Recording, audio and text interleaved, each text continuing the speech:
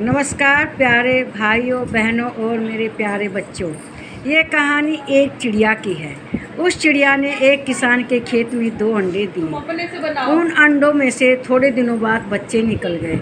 दोनों बच्चे बहुत मस्ती के साथ उस खेत में रहा करते थे। वह खेत एक किसान का था। उसने फसल बोई। फसल बोने पर कुछ दिन बाद फसल तैयार हो गई। एक दिन चिड़िया के बच्चों ने किसान को देखा कि वो खेत में आया है और अब कहने लगा, कह कर गया कि कल मैं इस खेत को कटवा लूँगा। चिड़िया ने अपनी माँ को देखा। जब माँ शाम को आई तो उन्होंने कहा कि माँ, किसान आया था, कह रहा था कि अब मैं इस खेत को कटवा लूँगा। तो चिड़िया ने कहा, निश्चिंत रहो, उसने दूसरे से खेत कटवाने की बात कही है, अब खेत नहीं कटेगा। फिर दूसरे दिन किसान आया। चिड़िया के बच्चों ने सुना कि वह खेत कटवा लेगा। अपने नौकर को भेज के माँ को बताया, माँ, वह अपने नौकरों से खेत कटवा लेगा, अब हमें दूसरी जगह जाना चाहिए।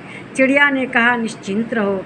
फिर तीसरे दिन किसान आया और कहने लगा, कल मैं अपने मित्रों के साथ आऊँगा और इस खेत को काट लूँगा। तो चिड़िया को जब बच्चों ने बताया कि माँ, किसान आया था, कह रहा था मैं अपने दोस्तों के साथ फसल काट लूँगा, तो चिड़िया ने कहा कि निश्चिंत रहो, अभी कुछ नहीं होगा, तुम आराम से रहो।